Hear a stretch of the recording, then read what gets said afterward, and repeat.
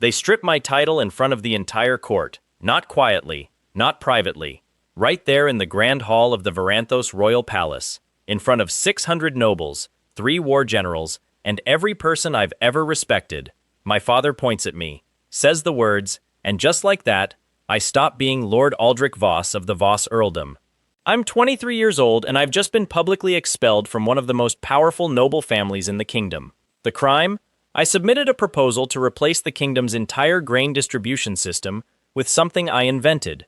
An automated relay network. Pulley-operated storage lifts. Thermal-sealed silos to stop the grain rot that kills 3,000 people every famine season. I presented it to the Agricultural Council with schematics, cost projections, and a working model I built in my room over 4 months. They laughed. My father didn't. He stood up, called my ideas an embarrassment to the Voss name, and gave me a choice.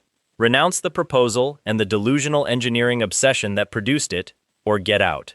I stood there for exactly 4 seconds.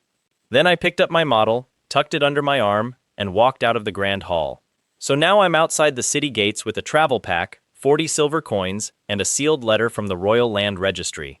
Because apparently, there's one benefit to being publicly expelled by a great earl. You get a parting gift.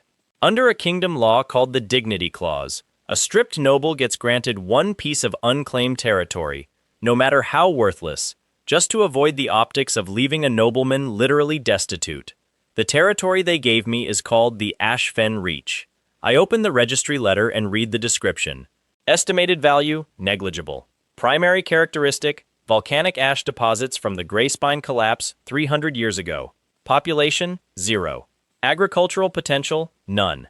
Military strategic value, none. There's a handwritten note at the bottom, from Lord Penworth, my father's closest ally on the council. Enjoy your kingdom, boy. He meant it as a joke. I'm still staring at that note when something clicks in my head. Volcanic ash deposits. 300 years of accumulation. My entire spine goes cold. Not from fear, from calculation. I start walking toward the Ashfen Reach before the sun even sets. The reach is 6 days east through dead scrubland, and it's even worse than the letter described. It's a flat, gray wasteland roughly 12 kilometers across, blanketed in centuries of fine volcanic ash that crunches under my boots like powdered bone. The sky above it has this permanent haze. There are no trees, no water source visible from the surface, just ash, rock shelves, and the distant crumble of old stone formations from the original Grey Spine volcanic zone. It's perfect. Everyone in the kingdom sees ash and thinks dead. I see ash and think silica composite base, high mineral density, geothermal proximity, and natural insulation layer. I pull out my notebook. I've been carrying the same leather journal since I was 15, filled with diagrams, formulas, and ideas my tutors called bizarre, and my father called a waste of noble education. And I start mapping. The problem with the Ashfen Reach isn't the ash is the asset. The problem is water, structural foundation, and human resources. 3 problems. Solvable problems. I make camp on the first night using nothing but a tarpaulin and 2 bent iron rods, and I work by firelight until my hand cramps. By morning, I have the first draft of a plan. Day 2, I find the underground stream. It's about 4 meters below the surface, detectable because the ash layer is slightly damp in a diagonal strip running northeast to southwest. I use a sharpened iron rod and 3 hours of work to confirm it. Clean water, running water. I almost do a completely undignified celebration dance. I restrain myself. Barely. Day 3, I discover the stone. Not just surface rock, actual basalt formations under the ash layer, solid and dense. Perfect structural base, which means I can build here. Really build. Day 5. The first problem arrives wearing a human face. His name is Dorvan Trask, and he shows up at the edge of my camp with a crew of 8 men who look like they've been traveling hard for a week. He's a land broker, the kind who swoops in the moment the registry records show a new unclaimed grant because he's bribed someone inside to tip him off. He's about 40, broad-shouldered, with a smile that stays exactly the same whether he's being friendly or threatening.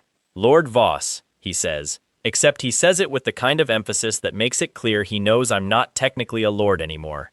This is a difficult piece of land, harsh conditions, no infrastructure. Honestly, developing it could take a lifetime and a fortune you don't appear to have. He gestures at my camp, which is admittedly a tarpaulin, a fire pit, and 3 stacked crates of equipment I sourced from every coin I had.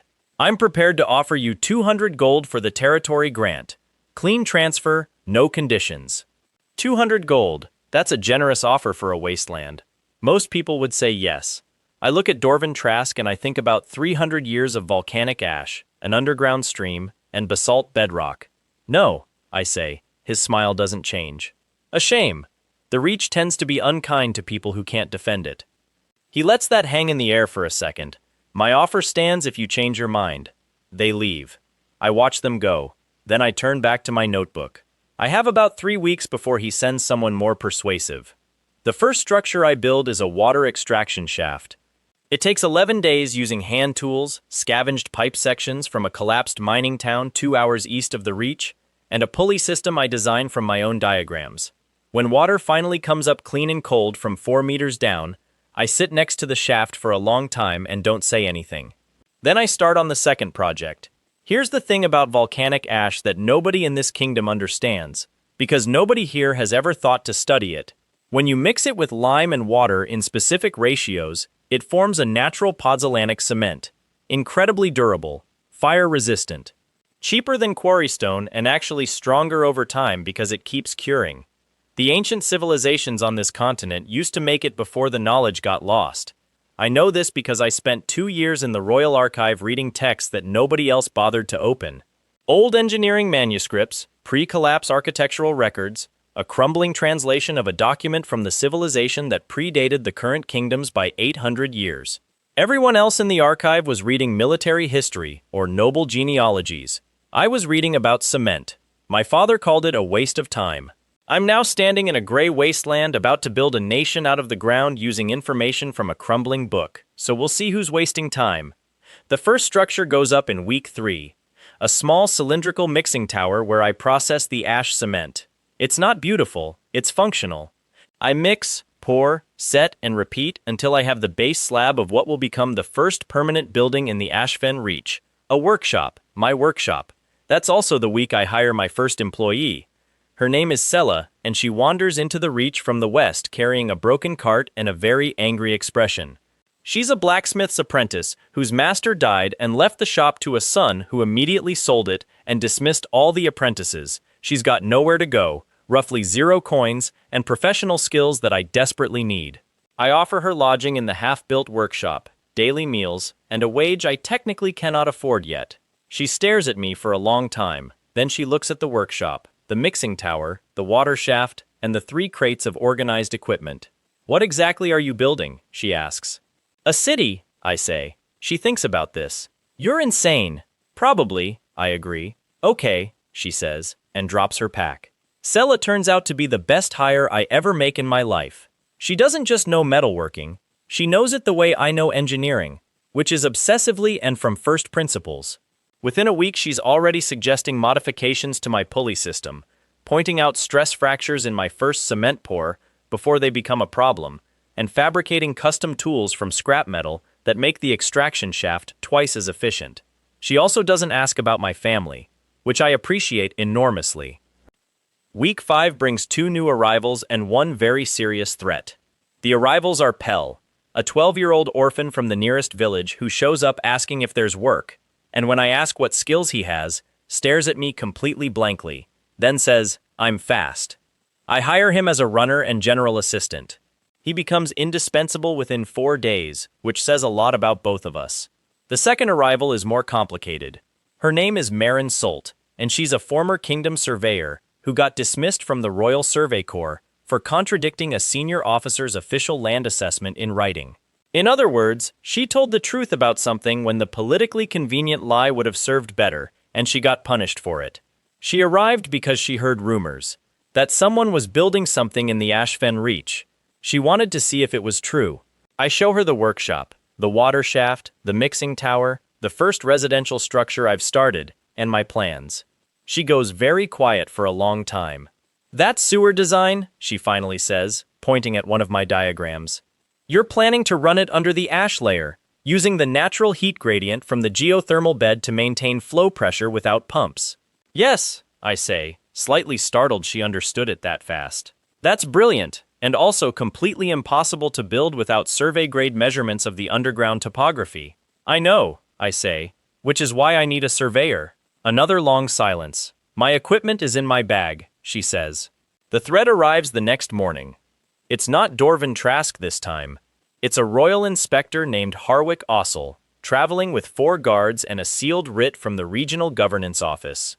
He's a thin man with the kind of permanent disapproval expression that must take years to develop. He informs me, very crisply, that a complaint has been filed regarding the unlicensed and unsanctioned construction activity in a registered territory. The dignity clause grants me land ownership, but not the right to operate as a development authority. For that I need a territorial charter, which requires submission to the regional governance office, a fee of 300 gold, proof of viable infrastructure, and approval from a sitting lord of at least baronial rank who agrees to act as sponsor. 300 gold. I have 11. Proof of viable infrastructure, which we're currently building, creating a beautiful circular problem, and a noble sponsor, which would require me to ask someone from a class of people who just watched my father publicly humiliate me. Inspector Harwick Ossel seems deeply satisfied by each of these obstacles as he lists them. I spend that night rereading the dignity clause in the one copy of regional law I own, and I find something Harwick didn't mention. The dignity clause includes a sub-provision, Section 12, Paragraph 3. In the case of territories possessing no prior governance structure, the grantee may operate under Provisional Development Authority for a period not to exceed 90 days, provided they file a declaration of intent with the nearest regional registry office within 30 days of occupation. But my occupation started the moment I filed the travel receipt at the gate, which was 31 days ago, by 1 day. I write the declaration of intent that night. Pell runs it to the regional registry office 14 kilometers away. He makes the round trip in 8 hours. I'm legal, for 90 days, and I intend to use every single one of them. Day 50 brings the first real catastrophe and also, accidentally, the solution to my money problem. The catastrophe. During excavation for the sewer line, Marin's survey crew, which now includes 4 local laborers she recruited from the nearest village, breaks through into an underground cavity. Not a small one. It's a substantial open chamber, roughly 40 meters long and 15 wide, formed by old volcanic gas pockets in the basalt. The structural integrity of the shaft we're digging is now compromised, and we have 3 days of work about to collapse if I don't solve the bridging problem fast. I'm down in the cavity with a torch when the solution hits me. The walls of the chamber are lined with something I've read about but never seen in person. Veins of whitish-gray mineral crystal running through the basalt, dense and continuous. I chip a sample free, test it between my fingers, scratch it against rock. Feldspar-rich volcanic glass, naturally occurring, in massive quantities. This is the raw material for optical glass, for lens making, for instruments that the kingdom's scholars and military pay enormous sums to import from the eastern trade routes, because nobody on the continent knows how to produce them domestically. I am standing in what is functionally an untouched quarry of optical glass raw material worth several fortunes. I sit down in the middle of the underground chamber, in the dark, and have a very quiet personal moment that I will never describe to anyone. Then I go back up and solve the bridging problem with a reinforced arch design, using cement poured into prefabricated iron frames Sella builds overnight. And then I start drafting letters. The first letter goes to a merchant named Corin Bale in the capital city. He's a lens and instrument trader. I found his name in a commerce registry while I was still at the palace. I've never met him, but I know his business. He imports optical glass components at 40 gold per unit and resells them to the military, the Scholars Guild, and wealthy collectors. I write him a proposal. I can supply raw optical glass material at 12 gold per processed unit if he advances me the first payment to fund extraction. I send 3 samples with the letter. Corin Bale's reply arrives in 9 days. He's coming in person. He arrives on the 61st day of my occupation of the Ashfen Reach. He's a large man in expensive clothes, who spends his entire first hour on the Reach, looking increasingly unable to process what he's seeing. Because by day 61, the Ashfen Reach doesn't look like a wasteland anymore. There's a workshop. A proper one, 10 meters square, with a forge, fabrication benches, organized tool storage, and a ventilation chimney Sella designed that doubles as a heat capture system. There's a water tower fed by the extraction shaft, with a gravity flow distribution pipe running to 3 separate work areas. There's the beginning of a second residential building in cement block. There are 6 workers living and eating in the reach full-time. And there's the underground quarry, now safely accessed via a reinforced tunnel, with organized sample processing happening on site. Corin Bale stands in the middle of all of it and says, "You did all of this in 2 months." 61 days, I say. He's quiet for a long time. Your samples are authentic. The grade is actually better than anything on the eastern trade route. Another pause. What exactly do you want? An exclusive supply partnership, I say. You fund the quarry expansion and construction of a processing facility. I supply finished optical glass components at 18 gold per unit, exclusively to you, for the first 3 years. After that, we renegotiate. Corin studies me. He's doing the math. Even at 18 gold, with the quality I'm producing, he still triples his current import margins. What about the territory charter? He says. You'll need legal standing before you can sign contracts. I have 30 days of provisional authority left, I say, which is enough time to build the proof of viable infrastructure the charter requires. I just need the advance to fund construction acceleration. He pulls out a ledger. 600 gold advance against the first delivery, he says, with a default clause if you miss the 90-day window. Done, I say without blinking. That evening, Sella and Marin and Pell and I eat dinner at the one table in the workshop, and I tell them what happened, and Sella just says, 600 gold, very quietly, 3 times in a row, while staring at the ceiling. The next 30 days are the most chaotic, exhausting, and productive of my entire life. Marin's survey data lets us pre-plan the entire underground infrastructure layer in 1 week. The sewer network goes in first, because Marin was right. The geothermal gradient handles the pressure, no pumps needed. Revolutionary and also completely free. Then the water distribution expansion. Then the foundations of what will eventually be the main street of a proper settlement. We hire 23 more workers in 2 weeks. They come from the surrounding villages, from dismissed tradespeople, from anyone who hears that the Ashfen Reach is paying real wages for real work. Sella organizes them with a terrifying efficiency that suggests she was always meant to be running something much larger than a blacksmith shop. She creates work teams, assigns specializations, and sets up a rotating meal schedule using the communal kitchen she builds out of the second residential structure in 5 days. Pell, somehow, becomes my information system. He knows every worker's name, skill, home village, and family situation within a week. He tells me things before I need to know them. Who's getting sick, which team is falling behind, where a supply delivery is delayed. I start relying on him so heavily that I give him an official title, Operations Coordinator. He's 12. He seems completely unfazed. I'm working on something at night that nobody else knows about yet. The optical glass processing has given me an idea. If I can produce lenses of consistent quality, I can manufacture instruments. Surveying instruments better than the ones Marin brought. Precision measuring tools. And something even more interesting, a prototype of a device I've been sketching for 2 years that the kingdom doesn't have a name for yet because nothing like it exists. I call it a distance mapper in my notebooks. It uses a calibrated lens array and a folded light principle I derived from an 800-year-old manuscript describing how the pre-collapse civilization used light to measure terrain from a fixed point. Essentially, you aim it, you read the scale, and it tells you the precise distance and elevation of whatever you're looking at. Up to 2 kilometers. The military applications are obvious. The surveying applications are revolutionary. And as far as I know, I'm the only person in the kingdom who has any idea it's possible. Day 87. 3 days before my provisional authority expires. I complete the proof of infrastructure documentation. Running water system. Permanent structures rated for 10-year stability. Working production facility with active commercial contract.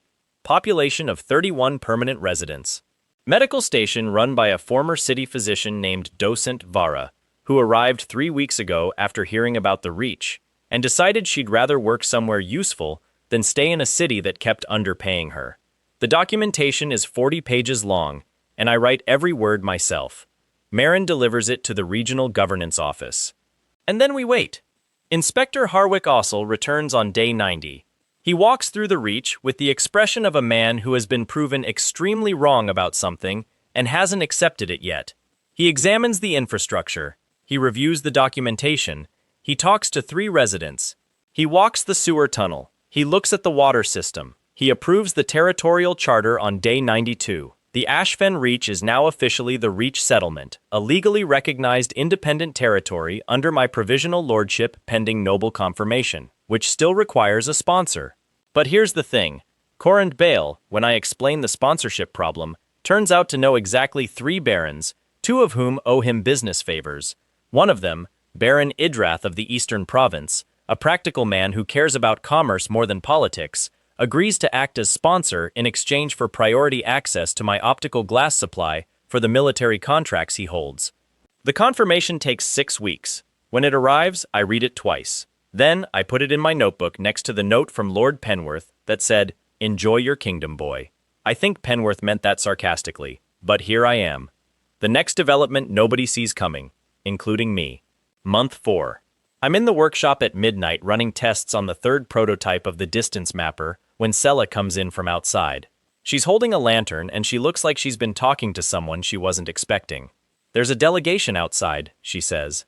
"From where?" "The Scholars Guild." The Scholars Guild sends 3 people. Their head is a woman named Docent Yavara Holst, no relation to Docent Vara, despite the similar title, who is the Guild's Chief of Instrument Sciences. She's about 45, with the kind of eyes that categorize everything they look at, and she came because one of Corrand Bale's buyers mentioned a rumor about unusual optical instruments coming out of the Ashfen Reach. I show them the distance mapper prototype. Docent Holst is quiet for a very long time. Then she picks it up, aims it at the far wall of the workshop, reads the scale, and says, "That can't be right."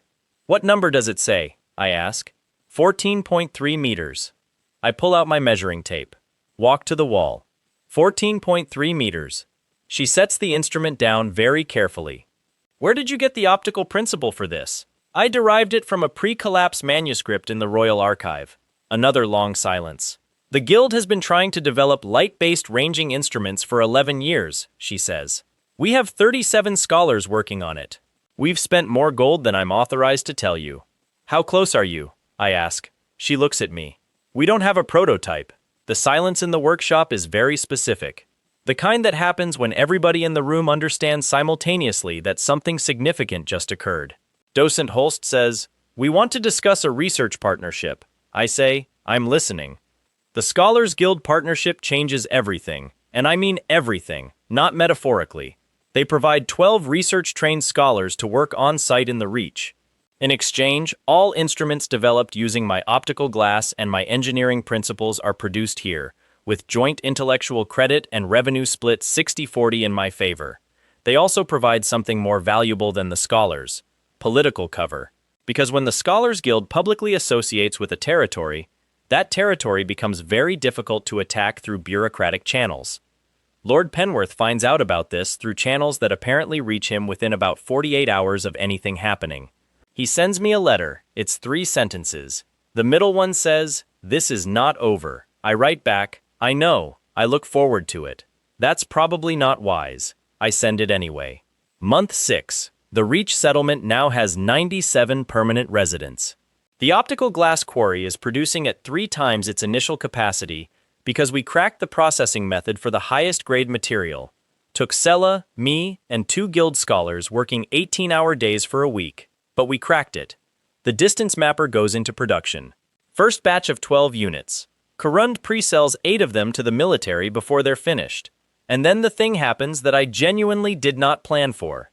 One of the Scholars Guild researchers, a young man named Forit, is working on a side project in his time off. He's been experimenting with the geothermal heat output from the substrate beneath the Reach, something I noted in my original survey but hadn't acted on because there were bigger priorities. He comes to me with his findings.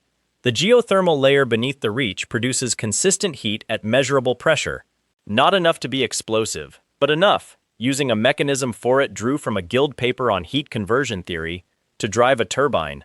I look at his calculations for 11 seconds. "You're describing an engine," I say. Forit blinks.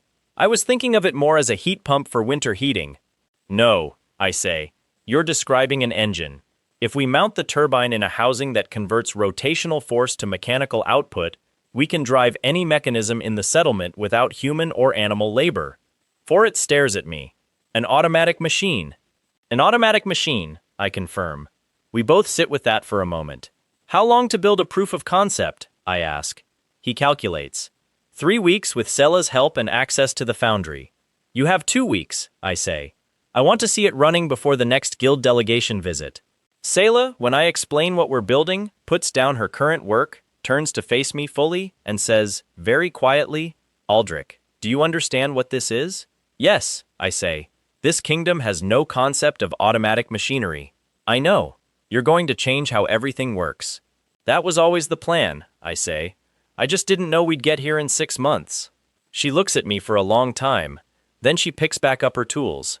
2 weeks. Fine. I'll sleep when I'm dead. The geothermal turbine proof of concept runs for the first time on a Tuesday.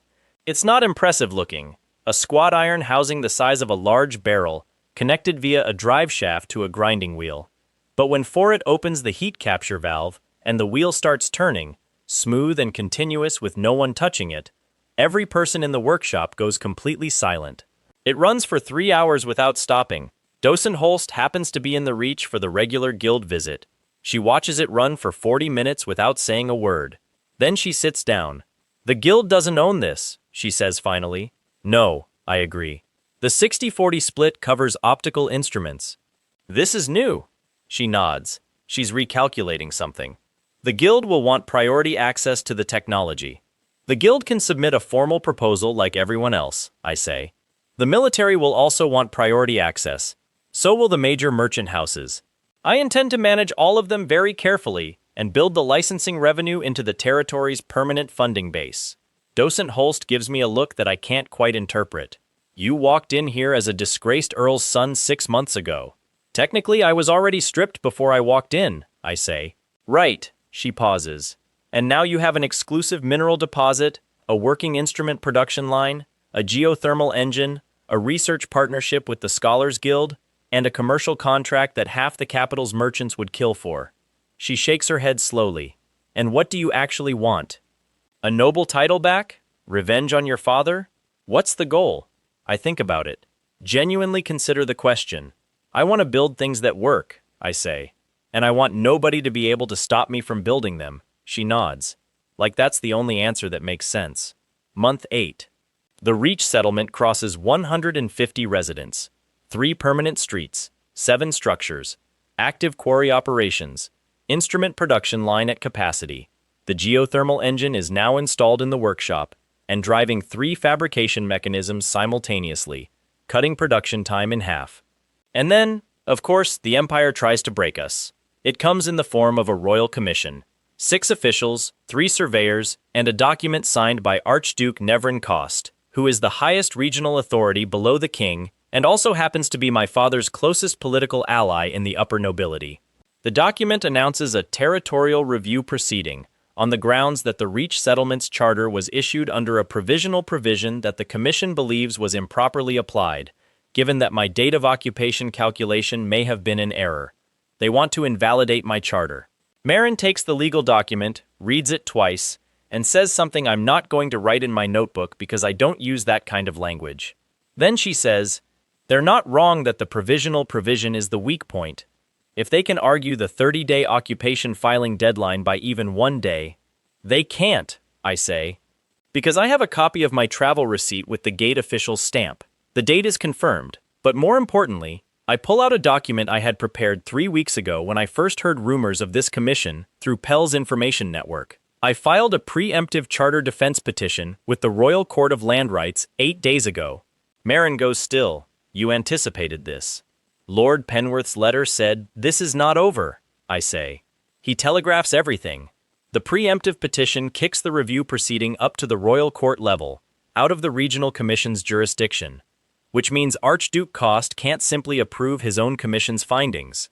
The case now has to be heard by the royal court with public records. There's a problem, though. The royal court hearing is in 40 days, and the commission, in the meantime, has authority to freeze potentially disputed resource extraction during the proceedings, which means they can legally halt the quarry operations, the instrument production, and Corin Bale's supply contract for 40 days. I could lose everything we've built financially in 40 days. The workers would leave. The momentum would be gone, unless I give the commission a reason to let operations continue. I request a meeting with the commission lead, a man named Director Casson. He's a bureaucrat in his 60s with a reputation for being genuinely incorruptible, which actually makes this easier, because an incorruptible official can be reasoned with, just not bribed. I sit across from Director Casson and I lay the situation out plainly. The royal court hearing is in 40 days. If operations are frozen, I cannot pay my workers. They scatter. The settlement loses critical momentum.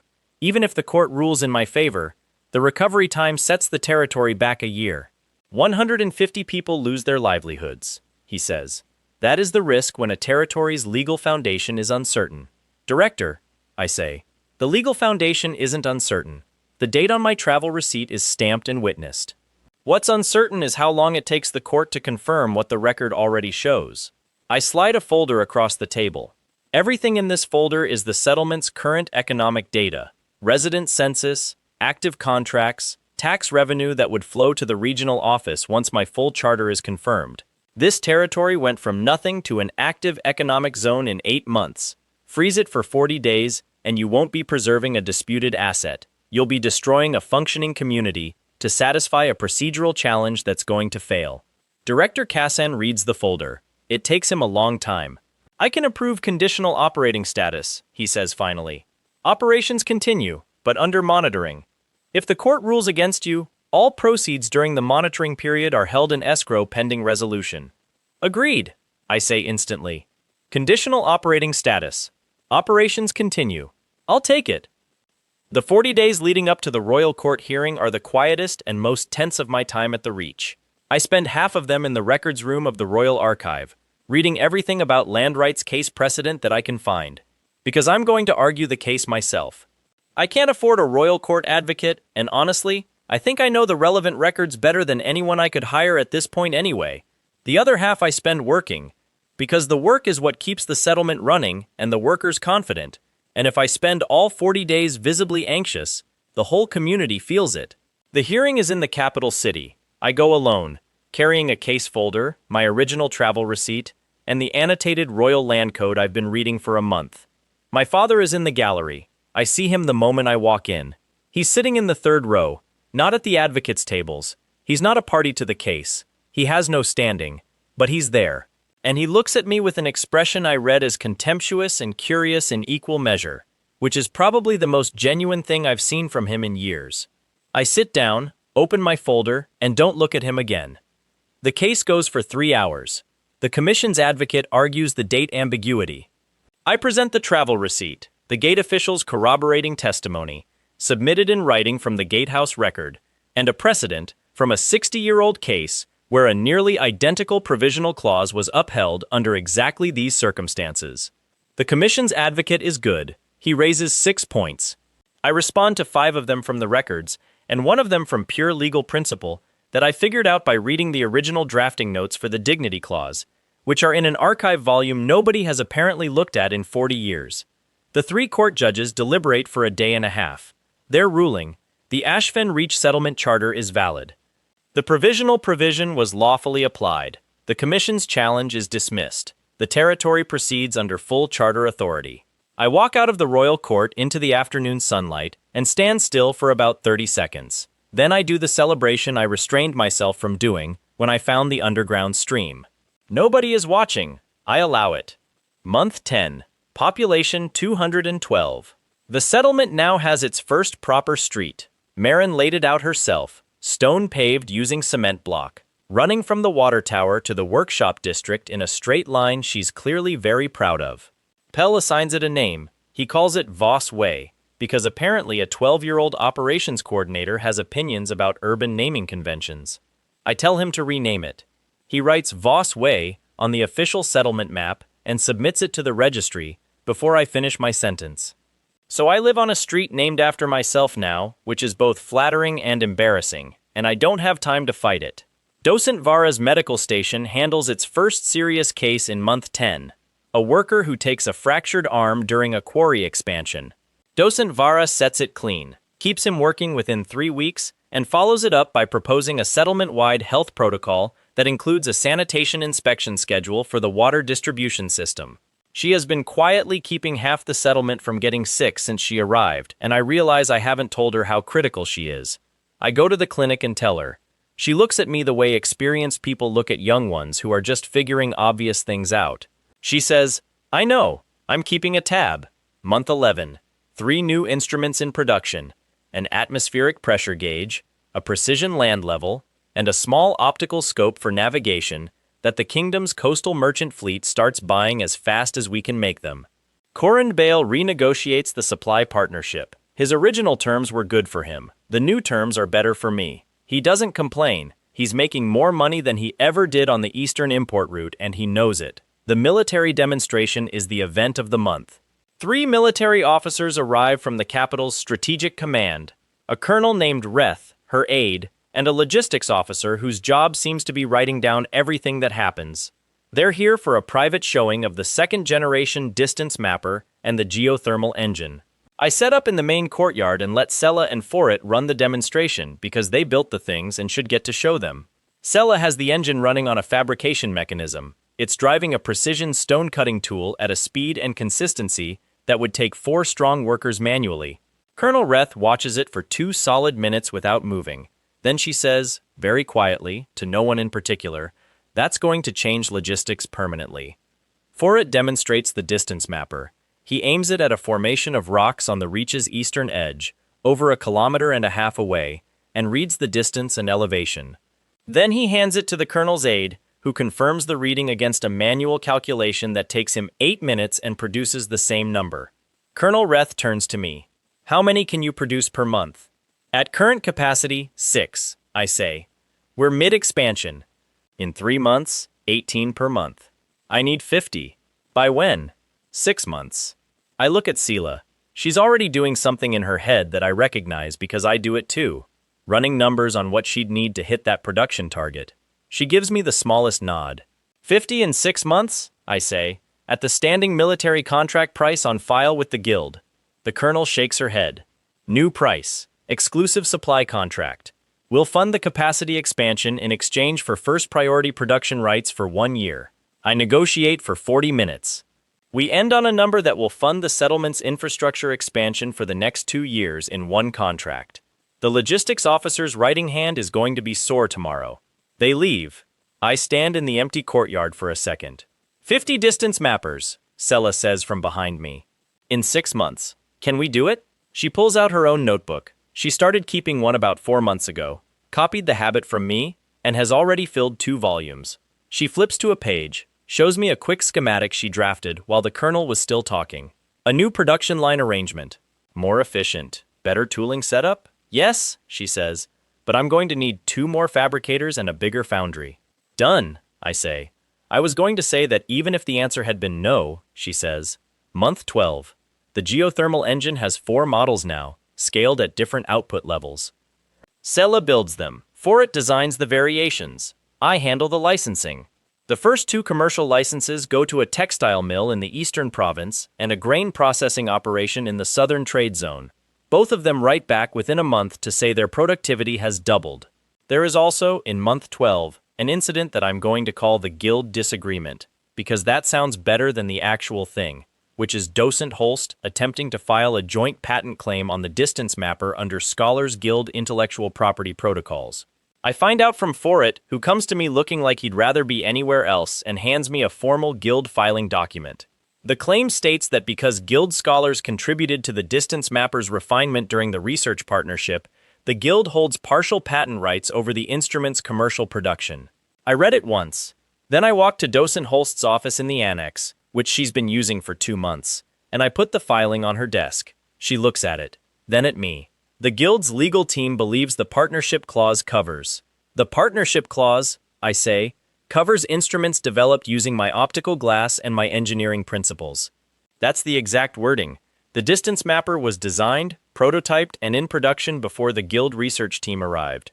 What they contributed was refinement of the calibration scale, which I acknowledge, appreciate, and have credited in the technical documentation. A contribution credit is not a patent right. She holds my gaze. The Guild will contest that interpretation. The Guild can contest it at the Royal Court of Intellectual Properties, I say, where I will present the original design documents, all predated, and the production records. I'll win, which will take 6 months and cost both of us in legal fees and relationship capital. I pause. Or you can withdraw the filing today.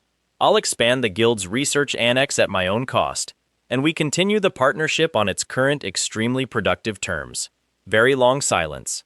The filing will be withdrawn by end of week, she says. I nod. I leave. In the hallway outside, I take one slow breath, which is the only sign I allow myself that this actually scared me. The Scholars Guild submits a formal request to establish a permanent expanded research annex in the Reach settlement 2 weeks later, at triple the original size. I say yes. The military contract is signed. And then, on the first anniversary of the day my father kicked me out of the Voss Grand Hall, a sealed letter arrives from the royal palace. Not from my father, from the crown. It's an invitation to a formal audience with King Ervant III. Pell hands it to me outside the workshop. I read it twice. I hold it in my hands for a moment. Is it good or bad? Pell asks. Extremely unclear, I say. You're going, though. Obviously, I say. And then, on the first anniversary of the day my father kicked me out of the Voss Grand Hall, a sealed letter arrives from the royal palace. Not from my father, from the crown. It's an invitation to a formal audience with King Ervant III. Pell hands it to me outside the workshop. I read it twice. I hold it in my hands for a moment. Is it good or bad? Pell asks. Extremely unclear, I say. You're going, though. Obviously, I say. The palace looks exactly the same as the last time I was here. Same grand hall, same 600 seats. But the people in them are different this time.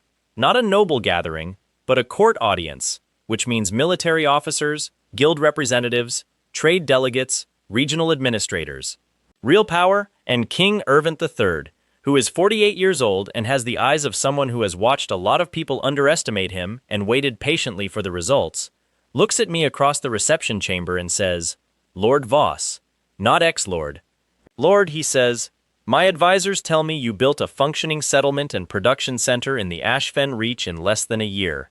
They tell me you have an optical instrument line, a geothermal engine technology, and a Scholars Guild partnership.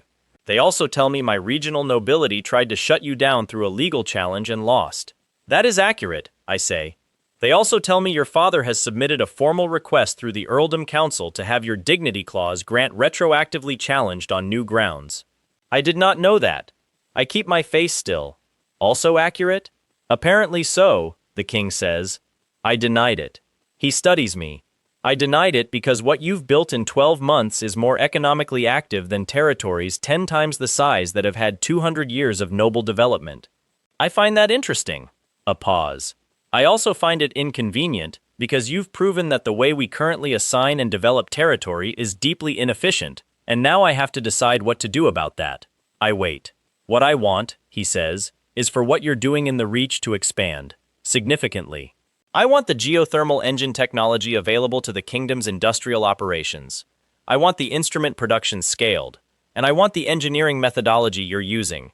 This approach of examining old records and deriving principles, applied to 3 specific problems my administration has been unable to solve for decades. He slides a document across to me. I read it.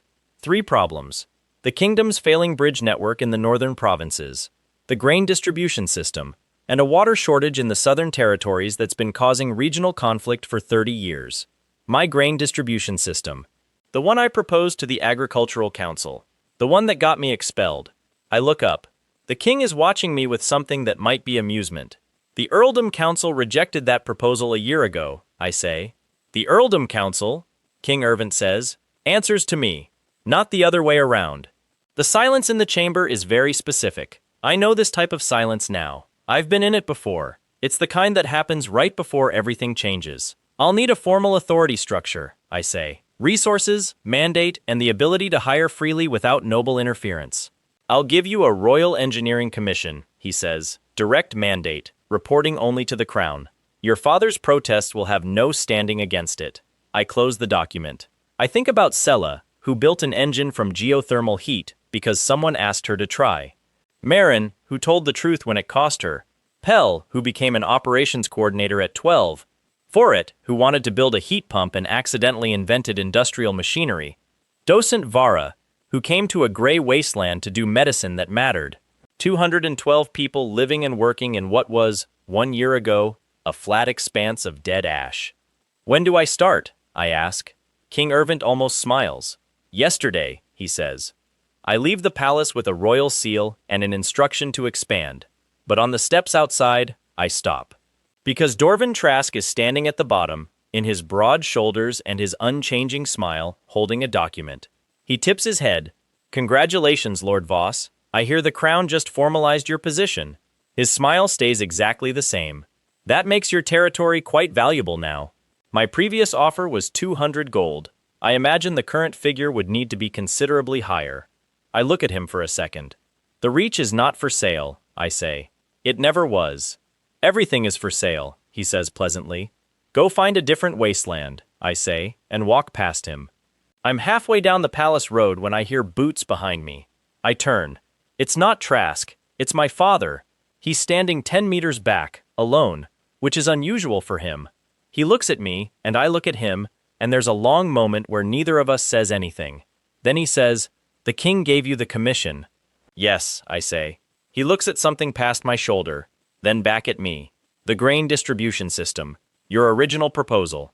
"Yes," I say. Another silence. And then, "This is the thing I never expected," he says. "Show me the schematics when they're ready." Not an apology. Not praise. Not a request for reconciliation. Just that. I study him for a long moment. Then I say, "I'll send you the first draft." He nods once, turns, and walks back toward the palace entrance. I stand there on the road for a second. Then I keep walking. There's work to do. Back at the Reach that evening, I gather everyone in the main courtyard, all 212 of them, standing in the light of the workshop lamps and the warm glow from the geothermal vents we've been redirecting for heating since month 8. I tell them about the commission, the expanded mandate, what it means, the bridge network, the water crisis, the distribution system, the fact that the Reach settlement just became, functionally, the headquarters of the kingdom's first official engineering authority. They're very quiet for a moment. Then Sella says, "So we need a bigger workshop." "We need 3 bigger workshops," I say. "We need a whole district," Marin says, already sketching something. "I want to run the new survey teams," Pell says. At age 12, completely without irony. I look at all of them. 1 year ago this was ash and silence. "We start on the Northern Bridge Network next month," I say. "The survey teams deploy in 2 weeks. I want initial schematics for a prototype load-bearing arch from Sella and Forit by end of week. And someone needs to start planning the water engineering project for the Southern Territories, because that one's going to need something we haven't built yet," Marin says. "I know," I say. So we build it. After the meeting, nobody goes to sleep for a while. There's a kind of energy in the settlement that I haven't felt before. Not the frantic momentum of the early months, when everything was survival and deadlines and borrowed time. This is something different, quieter, like a held breath. Pell stays up making an expanded org chart for the new survey teams, by lamplight, at a table in the courtyard, completely unsupervised, completely absorbed. He has strong opinions about team structure that I'm going to read in the morning and probably implement about 80% of. He has developed an organizational mind that genuinely makes me want to find him better resources. I put education fund for Pell in my notebook as a line item for the first time. Marin and Forit are still arguing at the corner of the workshop when I pass. A technical debate about the bridge network load specifications, which is the kind of argument that sounds like a fight and is actually 2 people who respect each other thinking at full speed. Marin is right about 3 of her 4 points. Forit is right about 1 of his and doesn't know it yet but will figure it out overnight. That's how it always goes with them. Sella is in the foundry. She's already rearranging the production floor for the military contract expansion, moving equipment by herself in the dark because she couldn't wait until morning. I watch her from the door for a moment. She's the most practically excellent person I've ever met, and she started out with a broken cart and nowhere to go, and now she runs a facility that military officers travel from the capital to see. I think about saying something, but she has the focused look, so I don't interrupt. I'll tell her tomorrow, or she already knows. Probably she already knows. Docent Vara is the only one who's actually gone to sleep, which is correct behavior and something I should replicate. But I don't. I go back to the workshop. I open my notebook. I start drawing. The first page has the date. 1 year ago, when I walked out of the grand hall with my model under my arm and 40 silver coins. The model that started all of this, the grain relay system, the pulley lifts, the thermal silos. Still sitting on the edge of my desk, actually. I never built the final version because there was always something more urgent. But the king just handed it back to me and said, build it for real. I turned to the current page, dense with diagrams, force calculations for the northern bridge arches, preliminary water channel specifications for the southern territories, engine scaling models for the military contract production run, Corin's revised supply figures for next quarter, Marin's topographic notes from the southern survey she did 3 weeks ago, and in a corner I've been filling in a little at a time, a sketch that doesn't connect to any of the active projects. It uses the distance mapper principle but differently. Not to measure distance, to transmit a signal. Light, reflected and focused through a precision lens array, aimed at a matched receiver lens on a distant tower. The receiver captures the light pulse, translates it through a calibrated reticle, and produces a readable signal at the other end. Coded, adjustable. Fast enough that a message could travel from one end of the kingdom to the other, through a chain of relay towers in the time it would take a rider to cover the first 10 kilometers. I've been calling it a light relay in my notes. It's not a name anyone would recognize, because nothing like it exists.